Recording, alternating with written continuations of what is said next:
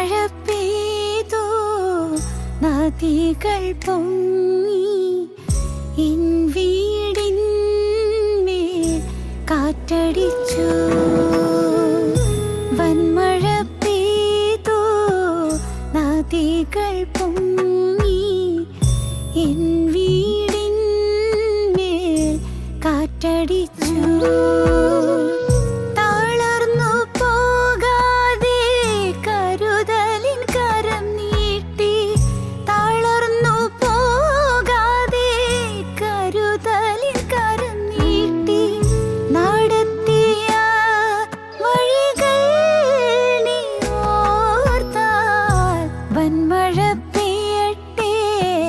നദികൾ പൊങ്ങട്ടെ എൻ വീടിന്മേൽ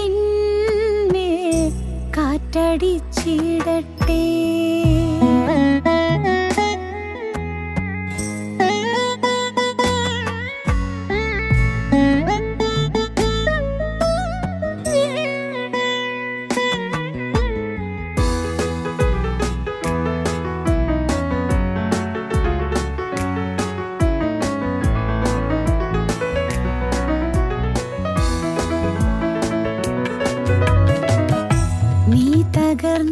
തകർന്നിടുവാൻ നോക്കി നിന്നോരെല്ലാം കാണുന്നു നിൻ മുൻപിൽ വിശാലവാതിൽ.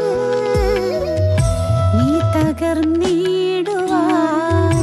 നോക്കി നിന്നോരെല്ലാം കാണുന്നു നിൻ മുൻപിൽ വിശാലവാതിൽ. യഹോവ നിനക്കായി കരുതിയ വഴികൾ നീ പോലും അറിയാതെ. യഹോവ നിനക്കായി കരുതിയ വഴികൾ നീ പോലും അറിയാതെ. ചെങ്കടൽ മൂടട്ടെ, തീച്ചുളയേറട്ടെ, അടഞ്ഞവയെല്ലാം തുറന്നിടുമേ. ചെങ്കടൽ മൂടട്ടെ, തീച്ചുളയേറട്ടെ, അടഞ്ഞവയെല്ലാം തുറന്നിടുമേ.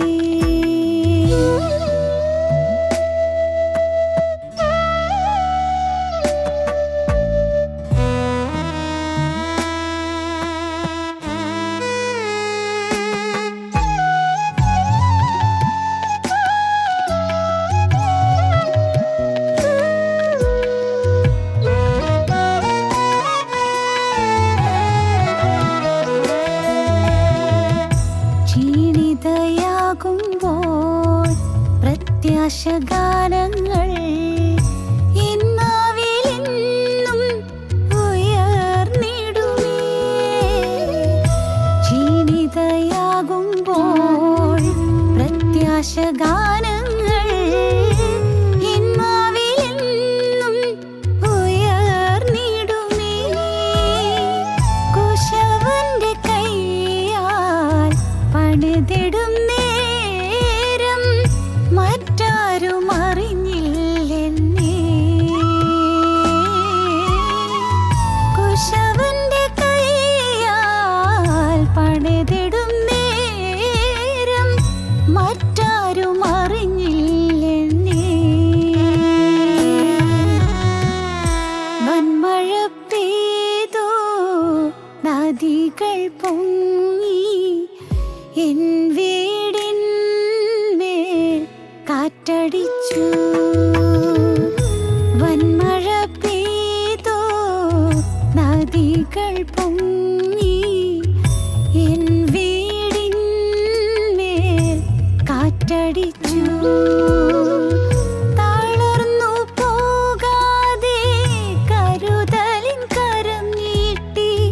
തളർന്നു പോകാതെ കരുതലിൻ കരം നീട്ടി.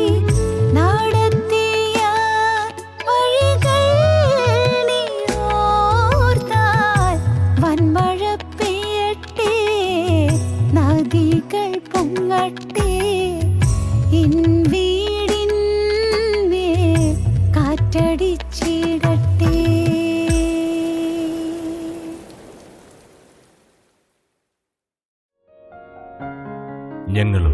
ക്രൂശിക്കപ്പെട്ട ക്രിസ്തുവിനെ പ്രസംഗിക്കുന്നു.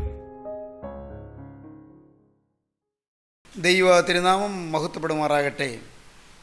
പത്രോസ്ലീഹ എഴുതിയ ഒന്നാമത്തെ ലേഖനം 5-ാം അധ്യായം 8-ാം വാക്യം, നിർമ്മതരായിരിപ്പീൻ, ഉണർന്നിരിപ്പീൻ, നിങ്ങളുടെ പ്രതിയോഗിയായ പിശാച് അലറുന്ന സിംഹം എന്ന പോലെ ആരെ വിഴുങ്ങേണ്ടുവെന്ന് തിരിഞ്ഞ് ചുറ്റി നടക്കുന്നു. ഉണർന്നിരിപ്പീൻ, നിർമ്മതരായിരിപ്പീൻ, നിങ്ങളുടെ പ്രതിയോഗിയായ പിശാച് അലറുന്ന സിംഹം എന്ന പോലെ ആരെ വിഴുങ്ങേണ്ടു എന്ന് തിരിഞ്ഞ് ചുറ്റി നടക്കുന്നു. ചുറ്റിത്തിരിഞ്ഞ് നടക്കുകയാണ്. ഭീകരനായ ആ സിംഹം അലറിക്കൊണ്ട് ഗർജിച്ചുകൊണ്ട് അവനിതാ പാവപ്പെട്ട വിശ്വാസിയെ തകർക്കാൻ അവൻ ചുറ്റിത്തിരിഞ്ഞ് നടക്കുകയാണ്. ദൈവത്തിന് സ്തോത്രം. യാക്കോബ് ശ്ലീഹ പറയുമ്പോൾ 4-ാം അധ്യായത്തിൽ ഇങ്ങനെ പറയും, 4-ാം അധ്യായം 7-8 വാക്യങ്ങൾ, ആകയാൽ നിങ്ങൾ ദൈവത്തിനെ കീഴടങ്ങുവീൻ, പിശാചിനോട് എതിർത്ത് നിൽപ്പീൻ, എന്നാൽ അവൻ നിങ്ങളെ വിട്ട് ഓടിപ്പോകും. ദൈവത്തോട് അടുത്ത് ചെല്ലുവീൻ, എന്നാൽ അവൻ നിങ്ങളോട് അടുത്ത് വരും. ദൈവത്തോട് അടുത്ത് ചെല്ലുവീൻ, അവൻ നിങ്ങളോട് അടുത്ത് വരും. പിശാചിനോട് എതിർത്ത് നിൽപ്പീൻ, എന്നാൽ അവൻ നിങ്ങളെ വിട്ട് ഓടിപ്പോകും. ദൈവമക്കളെ, ഏലാ താഴ്വര അത് സാത്താൻ്റെ താഴ്വരയാണ്. ഏലാ താഴ്വര ഭീഷണി മുഴക്കുന്ന താഴ്വരയാണ്. ഏലാ താഴ്വര ശത്രുവിൻ്റെ ഭീഷണി മുഴങ്ങുന്ന താഴ്വരയാണ്.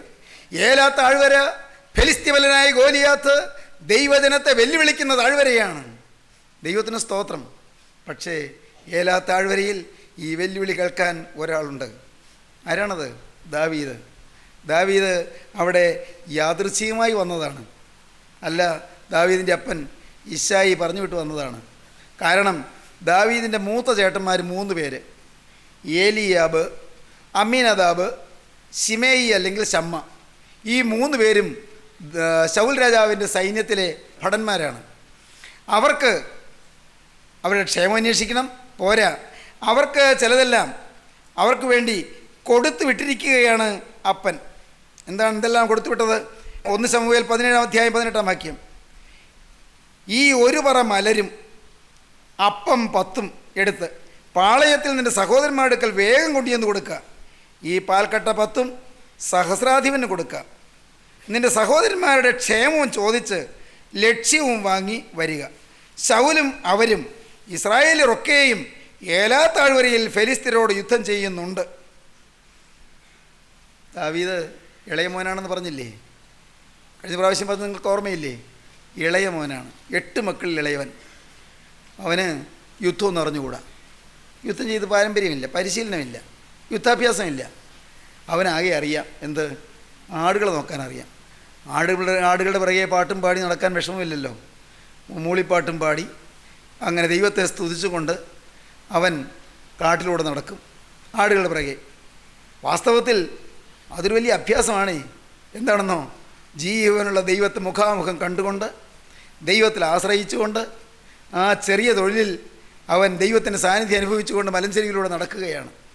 ദൈവമക്കൾ ഏത് ജോലിയിൽ ഇരിക്കുമ്പോഴും നമുക്ക് കർത്താവിനെ സ്തുതിക്കാം, കർത്താവിൻ്റെ കൃപയിലുള്ള അഭ്യാസം നേടാം. ഏത് ജോലിയിലിരിക്കുമ്പോഴും യുദ്ധാഭ്യാസം നേടാം. വാളുകൊണ്ടല്ല, കുന്തം കൊണ്ടല്ല, വേലുകൊണ്ടല്ല. പ്രിയപ്പെട്ടവരെ, എന്താണ് യുദ്ധാഭ്യാസം? സാത്താനോട് യുദ്ധം ചെയ്യാനുള്ള അഭ്യാസം. എന്താണ് അഭ്യാസം? ദൈവത്തോടുള്ള പ്രാർത്ഥനയിലെ അഭ്യാസം, ദൈവത്തോടുള്ള ഹൃദയം പകർന്നുള്ള പ്രാർത്ഥനയിലെ അഭ്യാസം. ദാവീദ് ആ അഭ്യാസം അവിടെ ബേത്ലഹേം മലഞ്ചെരുവിൽ സമ്പാദിച്ചതാണ്. സഹോദരങ്ങളെ, പ്രാർത്ഥനാ ജീവിതം അത് നമുക്ക് കൂടിയേ കഴിയൂ. അതില്ലാത്തവന് ജയിക്കാൻ സാധ്യമല്ല. പൈശാചിക ശക്തിയെ ജയിക്കാൻ സാധ്യമല്ല. സാത്താൻ്റെ പ്രലോഭനങ്ങളെ നേരിടാൻ സാധിക്കുകയില്ല. സാത്താൻ്റെ പ്രേരണകളെ നേരിടാൻ സാധിക്കുകയില്ല. പൈശാചിക ശക്തിയെ നേരിടണമെങ്കിൽ ദൈവത്തോടുള്ള ഏകാന്തമായ പ്രാർത്ഥന, ദൈവസന്നിധിയിൽ ഹൃദയം പകർന്നുള്ള പ്രാർത്ഥന അത് കൂടിയേ കഴിയൂ. ഉള്ളു പകർന്ന് പ്രാർത്ഥിക്കണം. എല്ലാം എണ്ണി പറഞ്ഞ് പ്രാർത്ഥിക്കണം. ദൈവസന്നിധിയിൽ ഹൃദയം അങ്ങ് തുറക്കണം. പാപങ്ങളെല്ലാം ഏറ്റു പറയണം. സ്വഭാവത്തിലുള്ള മാലിന്യങ്ങളെല്ലാം തുറന്നു പറയണം. കർത്താവേ, എന്നെ കഴുകണമേ. പോരെ കർത്താവേ, നിൻ്റെ ആത്മാവിനാൽ എന്നെ നിറയ്ക്കണമേ. കർത്താവേ, ഒരണുപോലും പാപമെന്നില്ലാതെ എന്നെ മുഴുവനായി കഴുകി വെടിപ്പാക്കണമേ. കർത്താവേ, ഒരണുപോലും പാപം എൻ്റെ ജീവിതത്തിൽ വരില്ല കർത്താവേ. ദൈവത്തിന് സ്തോത്രം. ദാവീദ് അപ്പോഴാണ് ഈ മല്ലൻ്റെ വെല്ലുവിളി കേട്ടത്. മല്ലനായ ഗോലിയാത്ത് വെല്ലുവിളിക്കുന്നു. ദാവീദ് അന്വേഷിച്ചു, ഈ ഫെലിസ്തീൻ എന്തിനെങ്ങനെ വെല്ലുവിളിക്കുന്നത്? പറഞ്ഞു കൊടുത്തു. പലരും പറഞ്ഞു. ചേട്ടന്മാർ പറഞ്ഞു. ചേട്ടന്മാർക്ക് ഇഷ്ടപ്പെട്ടില്ല ഈ അനിയൻ ആടുകളെ ഇട്ടേച്ചും കൊണ്ട് പോകുന്നത്. മലഞ്ചെരുവിൽ ആടുകളെ വിട്ടേച്ച് ചേട്ടന്മാരുടെ ക്ഷേമം അന്വേഷിക്കാനെന്ന് പറഞ്ഞ് വന്നിരിക്കുന്നു. യുദ്ധം കാണാൻ കൊതി കൊണ്ട് വന്നിരിക്കുകയല്ലേ. അവർ തെറ്റിദ്ധരിച്ചു. സ്വന്തം ചേട്ടന്മാരാണെങ്കിലും തെറ്റിദ്ധരിക്കും, സ്വന്തം സഹോദരന്മാരാണെങ്കിലും തെറ്റിദ്ധരിക്കും. പ്രിയപ്പെട്ടവരെ, എന്നാൽ ആത്മാവ് നിയന്ത്രിച്ചു കൊണ്ടുപോകുന്നവനെ ആരെല്ലാം തെറ്റിദ്ധരിച്ചാലും ദൈവം തൻ്റെ പ്രവൃത്തി അവനിൽ കൂടെ നിർവഹിക്കുക തന്നെ ചെയ്യും. ദൈവത്തിന് സ്തോത്രം. സത്യമാണത്. ദൈവത്തിൻ്റെ ആത്മാവ് നയിച്ചുകൊണ്ട് പോവുകയാണ്. ഇസ്രായേൽ ജനത്തിൻ്റെ മോചനത്തിനും വിടുതലിനും വേണ്ടി ഈ ദാവീദിനെ ദൈവം അഭിഷേകം ചെയ്യാൻ പോവുകയാണ്. ദൈവം അവനെ ഉണർത്താൻ പോവുകയാണ്. ദൈവം അവനെ ഉയർത്താൻ പോവുകയാണ്. ദൈവത്തിന് സ്തോത്രം. ദാവീദ് ഓരോരുത്തരോട് ചോദിച്ചു, എന്തായി അവനിങ്ങനെ വെല്ലുവിളിക്കുന്നത്? അതെ, സൈന്യം മുഴുവനോട് ചെന്ന് യുദ്ധം ചെയ്യാനല്ല, ആരെങ്കിലും ഒരാൾ അവനോട് ദ്വന്ദ്വയുദ്ധം ചെയ്യാൻ വരണം. ആരെങ്കിലും ഒരാൾ ദ്വന്ദ്വയുദ്ധത്തിൽ അവനെ ജയിക്കാൻ ആർക്ക് സാധ്യമല്ല. ആര് ചെന്നാലും നേരിട്ടുള്ള ആളോടാളിലുള്ള യുദ്ധത്തിൽ അവന് ജയിക്കാൻ ആർക്ക് സാധ്യമല്ല. അങ്ങനെ അവൻ ജയിക്കും. അവൻ മാത്രമല്ല, ഫെലിസ്ത്യ സൈന്യം മുഴുവൻ ജയിക്കും. എന്താ പോംവഴി? ആരുമില്ല, എല്ലാവരും പേടിച്ചിരിക്കുക. അവൻ ഇങ്ങനെ പറഞ്ഞ് ഓരോരുത്തരോട് ചോദിച്ച് ഒടുവിൽ അവൻ ധൈര്യപ്പെട്ട് ശൗലിൻ്റെ മുമ്പിൽ ചെന്നു, രാജാവിൻ്റെ മുമ്പിൽ. പുനതിരുമേനി, എനിക്കൊരു കാര്യം പറയാനുണ്ട്. ഞാനൊന്ന് എളിമയോടെ ബോധിപ്പിച്ചു കൊള്ളട്ടെ. ഈ ഫെലിസ്തീൻ ഇങ്ങനെ ദൈവത്തിൻ്റെ മക്കളെ വെല്ലുവിളിക്കുന്നത് കണ്ടിട്ട് എനിക്ക് സഹിക്കുന്നില്ല. ഞാൻ യുദ്ധം ചെയ്യാൻ പോകാം. ഞാൻ അവനോട് യുദ്ധം ചെയ്യാൻ പോകാം. ദാവീദ് ശൗലിനോട് 32-ാം വാക്യം, ഇവൻ്റെ നിമിത്തം ആരും അധൈര്യപ്പെടേണ്ട, അടിയൻ ചെന്ന ഈ ഫെലിസ്തീനോട് അംഗം പൊരുതുമെന്ന് പറഞ്ഞു. ഞാൻ ഒരാൾ യുദ്ധത്തിന് പോകാമെന്ന്. ഉടനെ ശൗൽ ദാവീദിനോട്, ഈ ഫെലിസ്തീനോട് ചെന്ന് അംഗം പൊരുതാൻ നിനക്ക് പ്രാപ്തിയില്ല. നീ ബാലനത്രേ, അവനോ ബാല്യം മുതൽ യോദ്ധാവാകുന്നു. നല്ല യുദ്ധാഭ്യാസവും നല്ല യുദ്ധ പാരമ്പര്യമുള്ള യോദ്ധാവാണ്. നീ ബാലനല്ലേ, നിനക്ക് എന്നെ പരിചയമുണ്ട്. കുഞ്ഞെ, നീ വെറുതെ ചാകാൻ പോകണ്ട. അവൻ ബാല്യം മുതൽ യോദ്ധാവാകുന്നു പറഞ്ഞു. ദാവീദ് ശൗലിനോട് പറഞ്ഞു, പുനതിരുമേനി, എനിക്ക് ചില ചെറിയ അനുഭവങ്ങളുണ്ട്. അടിയൻ അപ്പൻ്റെ ആടുകളെ മേയിച്ചു കൊണ്ടിരിക്കുമ്പോൾ ഒരിക്കലൊരു സിംഹവും ഒരിക്കലൊരു കരടിയും വന്നു കൂട്ടത്തിൽ നിന്ന് ആട്ടിൻകുട്ടിയെ പിടിച്ചു. ഞാൻ പിന്തുടർന്ന് അതിനെ അടിച്ചു, അതിൻ്റെ വായിൽ നിന്ന് ആട്ടിൻകുട്ടിയെ വിടുവിച്ചു. അതെൻ്റെ നേരെ വന്നപ്പോൾ ഞാനതിനെ താടിക്ക് പിടിച്ച് അടിച്ചു കൊന്നു. ഇങ്ങനെ അടിയൻ സിംഹത്തെയും കരടിയെയും കൊന്നു. ഒരിക്കലൊരു സിംഹം വന്നു, ഒരിക്കലൊരു കരടി വന്നു. ഞാൻ മേയിക്കുന്ന ആടുകളെ കൊന്നു തിന്നാൻ വന്ന സിംഹത്തെയും കരടിയെയും ഞാൻ അടിച്ചു കൊന്ന പാരമ്പര്യം എനിക്കുണ്ട്. യുദ്ധപാരമ്പര്യം ഇല്ലെന്നൊന്നും പറയല്ലേ, ഉണ്ട്. ഈ പാവപ്പെട്ടവന് ഒരു ചെറിയ പാരമ്പര്യം അനുഭവമുണ്ട്. ദൈവത്തിന് സ്തോത്രം. കാരണം എൻ്റെ ഉള്ളിൽ രാജാവുണ്ട്. രാജാവ് ഉള്ളിടത്ത് രാജകോലാഹലമുണ്ട്. എൻ്റെ ഉള്ളിൽ സ്വർഗീയ രാജാവുണ്ട്. എൻ്റെ ഉള്ളിൽ അരിമരക്ഷകനുണ്ട്. എൻ്റെ ഉള്ളിൽ രാജാധിരാജനുണ്ട്. എൻ്റെ ഉള്ളിൽ നിത്യനായ ദൈവമുണ്ട്. ദൈവത്തിന് സ്തോത്രം. പ്രിയപ്പെട്ടവരെ, ദാവീദ് പിന്നെയും പറഞ്ഞു, ഇങ്ങനെ അടിയൻ സിംഹത്തെയും കരടിയെയും കൊന്നു. ഈ അഗ്രകർമ്മിയായ ഫെലിസ്തീൻ ജീവനുള്ള ദൈവത്തിൻ്റെ സൈന്യത്തെ നിന്ദിച്ചിരിക്കൊണ്ട് അവനും അവയിൽ ഒന്നിനെ പോലെയാകും.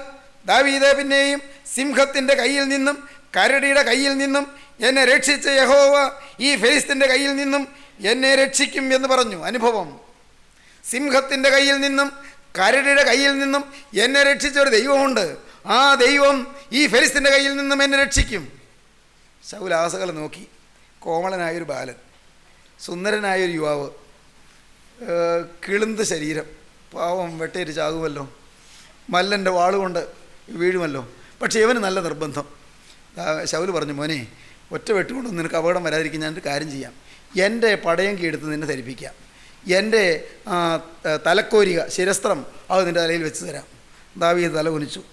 ഈ ശൗലിൻ്റെ തലക്കോരിക ശിരസ്ത്രം ദാവീദിൻ്റെ തലയിൽ വെച്ചു. ശൗലിൻ്റെ പടയങ്കി, നല്ല ഇരുമ്പല്ലേ, പടയങ്കി ധരിപ്പിച്ചു. ദാവീദ് നടക്കാൻ തുടങ്ങി. നടക്കാൻ പറ്റുന്നില്ല. ദാവീദിനുള്ള ശീലമുണ്ടോ? പടയങ്കി ധരിച്ചുള്ള ശീലമുണ്ടോ? ശിരസ്ത്രം വെച്ചുള്ള ശീലമുണ്ടോ? തിരുമേനി, എന്നെക്കൊണ്ട് പറ്റില്ല കേട്ടോ. ദാവീദ് പറഞ്ഞു, യജമാനെ, എനിക്കിതൊന്നും പരിചയമില്ല. ഈ പടയങ്കി ധരിച്ചോ തലക്കോരിക വെച്ചോ ഒരു പരിചയവുമില്ല. വായിക്കുന്ന അങ്ങനെ 38-ാം വാക്യം, ശൗൽ തൻ്റെ പടയങ്കി ദാവീദിനെ ധരിപ്പിച്ചു, അവൻ്റെ തലയിൽ താമ്രശിരസ്ത്രം വെച്ചു, അവൻ്റെ കവചവും അവനെ ഇടിവിച്ചു. പടയങ്കിമേൽ അവൻ്റെ വാളും കെട്ടി ദാവീദ് നടപ്പാൻ നോക്കി, എന്നാൽ അവന് ശീലമില്ലായിരുന്നു. ദാവീദ് ശൗലിനോട്, ഞാൻ ശീലിച്ചിട്ടില്ലായികയാൽ ഇവ ധരിച്ചും കൊണ്ട് നടപ്പാൻ എനിക്ക് കഴിയുകയില്ല എന്ന് പറഞ്ഞു. അവയെ ഊരി വെച്ചു. എന്നിട്ട് പിന്നെ ദാവീദ് എന്താ എടുത്തത്? ഈ ആടിൻ്റെ പിറകെ നടക്കുമ്പോൾ കയ്യിൽ പിടിക്കാനുള്ളൊരു വടിയുണ്ട്, വടിയെടുത്തു. പിന്നെ എന്തെടുത്തു? തോട്ടിൽ നിന്ന് മിനുസമുള്ള 5 കല്ല് തിരഞ്ഞെടുത്ത് ഇടയ സഞ്ചിയായ പൊക്കണത്തിലിട്ടു.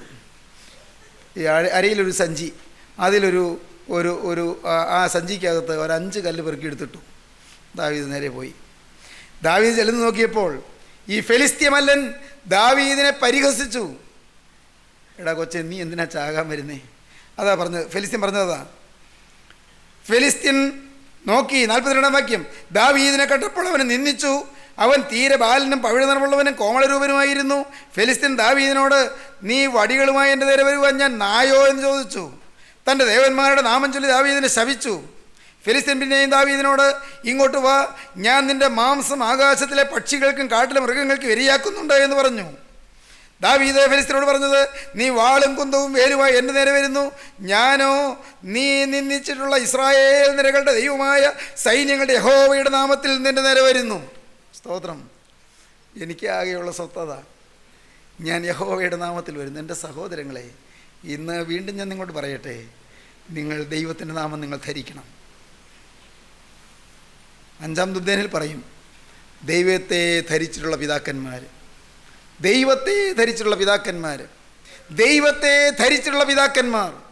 പ്രിയപ്പെട്ടവരെ, ദൈവത്തെ നിങ്ങൾ ധരിക്കണം. വസ്ത്രമെടുക്കുന്നത് പോലെ ദൈവത്തെ ധരിക്കണം. ദൈവത്തിൻ്റെ വിശുദ്ധി ധരിക്കണം. ദൈവത്തിൻ്റെ സ്നേഹം ധരിക്കണം. അത് നാം വസ്ത്രമെടുക്കുന്നത് പോലെ ധരിക്കേണ്ടതാണ്. ദൈവത്തെ ധരിച്ച വിശുദ്ധ പിതാക്കന്മാർ. ഓർക്കൂ പ്രിയപ്പെട്ടവരെ, നിങ്ങളുടെ ജീവിതത്തിൽ ഈ ഒരു അനുഭവത്തിന് വേണ്ടി നിങ്ങൾ വാഞ്ചിക്കുകയും നിങ്ങൾ ദാഹിക്കുകയും നിങ്ങൾ കൊതിവുണ്ട് അതിനുവേണ്ടി നിങ്ങളുടെ ഹൃദയം സമർപ്പിക്കുകയും ചെയ്യണം. ഫെലിസ്ത്യൻ ഇങ്ങോട്ട് അടുത്ത് വരികയാണ്.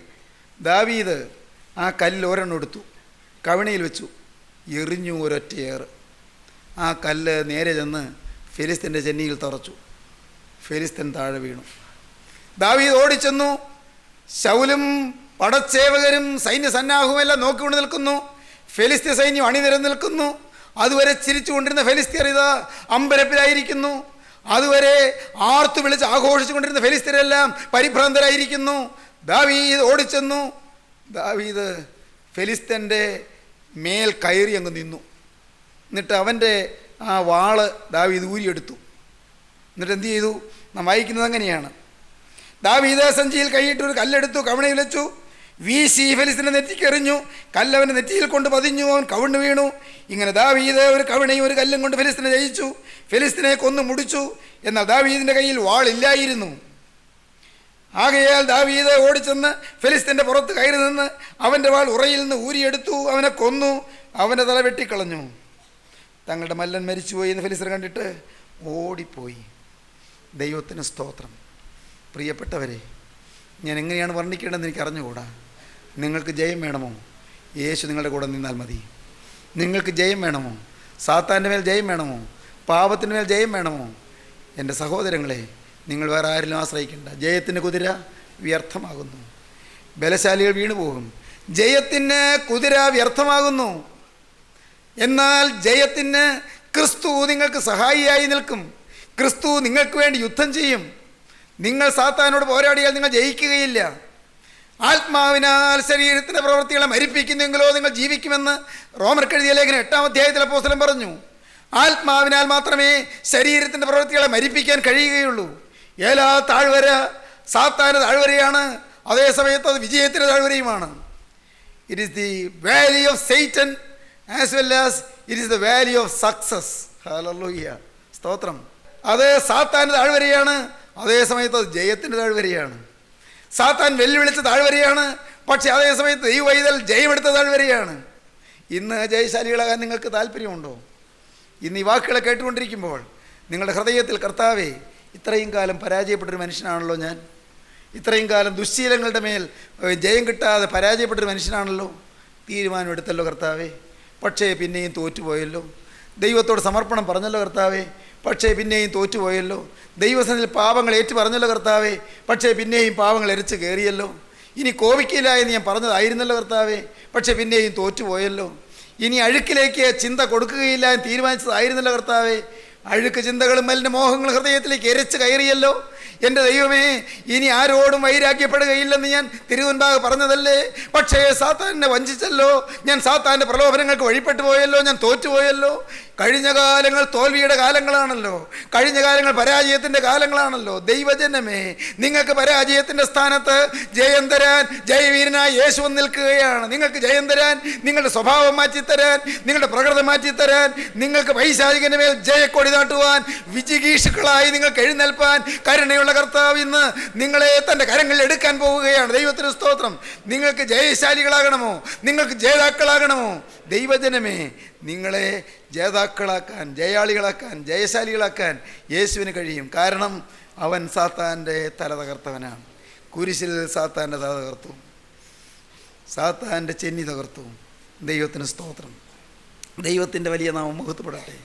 ആ ഒരാൾ മൂലം ഇസ്രായേൽ ജനത്തിന് അഭിമാനം വീണ്ടും കിട്ടി. കർത്താവായ യേശുക്രിസ്തു മൂലം പ്രിയപ്പെട്ടവരെ മനുഷ്യജാതിക്ക് നരകം ഒഴിവായി കിട്ടി.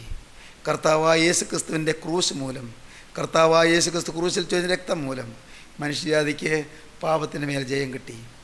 പ്രിയപ്പെട്ടവരെ, അവൻ നമ്മെ സ്നേഹിക്കുന്നു. നിങ്ങൾക്ക് ഈ വാക്ക് കേട്ടുകൊണ്ടിരിക്കുമ്പോൾ നിങ്ങൾ കർത്താവിനോട് പറയാമോ? കർത്താവേ, തോൽവി മാത്രം അടഞ്ഞൊരു ഞാൻ, കർത്താവേ, തോൽവി മാത്രം അഭ്യസിച്ചായി ഞാൻ ഇന്ന് നിന്നോട് കൊതി പൂണ്ട് പറയുന്നു, എനിക്ക് ജയം തരണമേ. ഇന്നു മുതൽ ഒരു ജയാളിയാക്കി എന്നെ മാറ്റണമേ. എൻ്റെ കോപത്തിൻ്റെ മേലും എൻ്റെ അശുദ്ധിയുടെ മേലും എൻ്റെ വികാരാവേശത്തിൻ്റെ മേലും ജ്വലിക്കുന്ന ക്രോധപ്രകൃതിയുടെ മേലും കർത്താവേ, മതമത്സരങ്ങളുടെ മേലും എൻ്റെ ദൈവമേ അവിശ്വാസത്തിൻ്റെ മേലും എനിക്കൊരു ജയം തരണമേ. അനേകർ അവിശ്വാസികളായി അധപ്പതിച്ച് കിടക്കുന്നു. വിശ്വാസക്കപ്പൽ തകർന്നുപോയി എന്നാണ് അപ്പോസ്തലനായ പൗലോസ് തീമോഥെയോസിന് എഴുതിയപ്പോൾ അവരെക്കുറിച്ച് പറഞ്ഞത്. വിശ്വാസക്കപ്പൽ തകർന്നുപോയി. ദൈവത്തിന് സ്തോത്രം. വിശ്വാസക്കപ്പൽ തകർന്നുപോയവരോട് ഇരിക്കുന്നുണ്ടോ? ഈ വാക്കുകളെ കേൾക്കുന്നുണ്ടോ? ഒരു കാലത്ത് വിശ്വാസ വീരന്മാരായിരുന്നു. ഒരു കാലത്ത് ക്രിസ്തുവിന് വേണ്ടി സമർപ്പണമുള്ളവരായിരുന്നു. ഒരു കാലത്ത് ക്രിസ്തുവിൻ്റെ വേലക്കാരാകാനുള്ള വലിയ സമർപ്പണം എടുത്തവരായിരുന്നു. ഒരു കാലത്ത് എല്ലാം മായയെ നെണ്ണിയവരായിരുന്നു. ഒരു കാലത്ത് ഈ നിസ്സാരമായ ലോകജീവിതത്തിൽ നിന്ന് പറന്നു കയറി യേശു ക്രിസ്തുവിൻ്റെ പിറകെ പോകാൻ തീരുമാനം എടുത്തവരായിരുന്നു. എന്നാൽ പ്രിയപ്പെട്ടവരെ, ഇന്നത്തെ അവസ്ഥ എന്താണ്? എൻ്റെ കരുണയുള്ള കർത്താവ് വാത്സല്യപൂർവ്വം നിങ്ങളുടെ അരികിലേക്ക് വന്ന് നിങ്ങളെ പേര് ചൊല്ലി വിളിച്ചുകൊണ്ട് ചോദിക്കുന്നു, മോനെ, നിനക്ക് ജയം വേണമോ എന്ന്. പാമ്പിൻ്റെ തല തകർത്തവൻ അവൻ നിങ്ങളുടെ അരികത്ത് വന്ന് നിൽക്കുകയാണ്. എന്നിട്ട് അവൻ നിങ്ങളോടൊരു വാക്ക് പറയുന്നു. എന്താണത്? പാമ്പുകളെയും തേളുകളെയും ശത്രുവിൻ്റെ സകല ബലത്തെയും ചവിട്ടുവാൻ ഞാൻ നിങ്ങൾക്ക് അധികാരം തരുന്നു. സ്തോത്രം. എന്താണത്? പാമ്പുകളെയും തേളുകളെയും ശത്രുവിൻ്റെ സകല ബലത്തെയും ചവിട്ടുവാൻ ഞാൻ നിങ്ങൾക്ക് അധികാരം തരുന്നു. ദൈവവൈതലേ, നീ ഇനി തോൽക്കണ്ട, നീ ഇനിയും വാടണ്ട, നീ ഇനിയും തളരണ്ട, നീ ഇനിയും എനിക്ക് തോൽവിയാണെന്ന് പറഞ്ഞ് നിരാശപ്പെടണ്ട. എനിക്കെന്താണ് ജയം കിട്ടാത്തതെന്ന് പറഞ്ഞ് നീ വാടി, നീ വലഞ്ഞ്, നീ വിഷമിച്ച്, നീ ഉലയണ്ട. ജയം തരാൻ കഴിവുള്ളവരിതാ നിന്റെ അരികത്ത് നിൽക്കുന്നു. ഏലാ താഴ്വര സാത്താന് താഴ്വരയാണെങ്കിലും ഏലാ താഴ്വര വിജയത്തിന് താഴ്വരയായി മാറി. ദൈവത്തിന് സ്തോത്രം. സാത്താൻ്റെ താഴ്വരയിൽ കുടുങ്ങിക്കിടന്നവർ ആരെല്ലാം ഉണ്ട്? താഴ്വരകൾ കടക്കേണ്ടതുണ്ട്, പർവ്വതങ്ങൾ കയറേണ്ടതുണ്ട്. ദൈവമക്കളെ, താഴ്വര കയറി വരുമ്പോൾ നിങ്ങൾ ഇതാ ഈ ഏലാ താഴ്വരയിൽ നിങ്ങൾ എങ്ങനെ കയറി വരും? തോൽവി അടഞ്ഞവരായി കയറി വരുമോ? അതോ നിങ്ങൾ ജയശാലികളായി കയറി വരുമോ? കർത്താവേ, കഴിഞ്ഞ വർഷങ്ങളിലെല്ലാം തോൽവി അടഞ്ഞ് ഞാൻ ഈ വർഷത്തിൽ ജയത്തിൻ്റെ പതാക ഏന്തിക്കൊണ്ട് നിന്റെ പിന്നാലെ ഞാൻ വരും. ജയത്തിൻ്റെ പതാക ഏന്തിക്കൊണ്ട് നിന്റെ വീരഭടന്മാരുടെ മുന്നിൽ ഞാൻ നിൽക്കും. കർത്താവേ, പിമ്പന്മാർ മുമ്പന്മാരാകുമ്പോൾ ഇതുവരെ പിമ്പനായിരുന്നു ഞാൻ മുമ്പനായി കയറി നിൽക്കും. ഇതുവരെ തോൽവി അടഞ്ഞവനായ ഞാൻ കർത്താവേ, ഞാൻ ജയാളിയായി നിൽക്കും. എനിക്ക് ജയം കിട്ടേണ്ടത് എൻ്റെ സ്വഭാവത്തിലാണ്. എനിക്ക് ജയം കിട്ടേണ്ടത് എൻ്റെ പാപങ്ങളിലാണ്. എനിക്ക് ജയം കിട്ടേണ്ടത് എൻ്റെ ദുഷിച്ച ശീലങ്ങളിലാണ്, എൻ്റെ അശുദ്ധമായ ശീലങ്ങളിലാണ്. എന്നെ തന്നെ അശുദ്ധമാക്കിക്കൊണ്ടിരുന്ന ഞാൻ കർത്താവേ, ഇനി മുതൽ ഒരു വിശുദ്ധനായി ജീവിക്കും.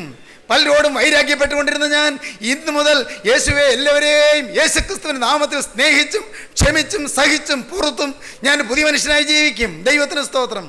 യേശുക്രിസ്തുവിൻ്റെ ജയം. സഹോദരങ്ങളെ, ഇന്ന് നിങ്ങൾക്ക് ഈ ജയം വേണമോ? യേശു നിങ്ങളുടെ അരികത്ത് വന്നിട്ടുണ്ട്, നിങ്ങളുടെ അരികത്തോട് നടക്കുന്നുണ്ട്. യേശു നിങ്ങളെ സമീപിക്കുന്നുണ്ട്. യേശുവിൻ്റെ ആണിപ്പാടുകര നിങ്ങളെ നീട്ടുകയാണ്.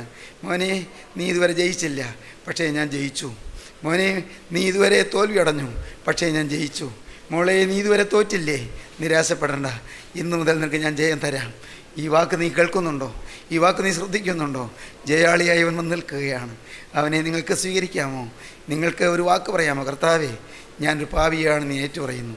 ഇതുവരെ തോൽവി അടഞ്ഞവനാണ് നീ ഏറ്റുപറയുന്നു. എൻ്റെ സ്വഭാവത്തിന്മേൽ, എൻ്റെ പ്രകൃതിയിന്മേൽ ഞാൻ തോൽവി അടഞ്ഞവനാണ്. ഹൃദയഭാവങ്ങൾ മാറാത്തവനാണ്. പരീശോമനോഭാവം പുലർത്തുന്നവനാണ്. ഞാൻ നീതിമാനെന്ന അഹങ്കാരത്തോടെ കഴിയുന്നവനാണ്. ഒരു അഹമ്മതിയും അഹങ്കാരവും എൻ്റെ ഉള്ളിലുണ്ട്. പണത്തിൻ്റെ പിറകെ ഓടിയവനാണ്. സെക്സിൻ്റെ അടിമയായി തീർന്നവനാണ്. കർത്താവേ, എൻ്റെ ദൈവമേ, സിൽവർ കിട്ടിയതും പോരാ എന്ന് ഞാൻ വാഞ്ചിച്ചവനാണ്.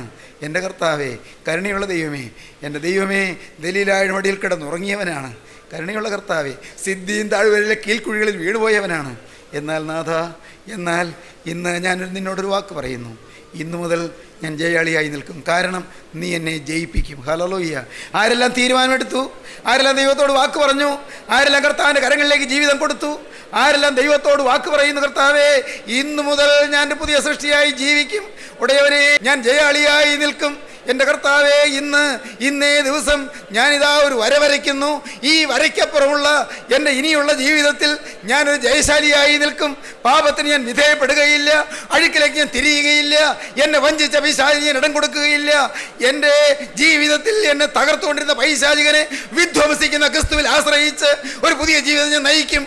ആരെല്ലാം തീരുമാനമെടുക്കുന്നു, ദുരാത്മാക്കൾ വിട്ടുപോകും, ഭൂതബാധകൾ മാറിപ്പോകും, രോഗശാന്തി നിങ്ങളുടെ മേൽ ഇറങ്ങി വരും, നിങ്ങളുടെ പാപബന്ധനങ്ങൾ അഴിയും, കെട്ടുകളെല്ലാം പൊട്ടുകയും നിങ്ങളുടെ ഹൃദയം സ്വതന്ത്രമാകുകയും ചെയ്യും.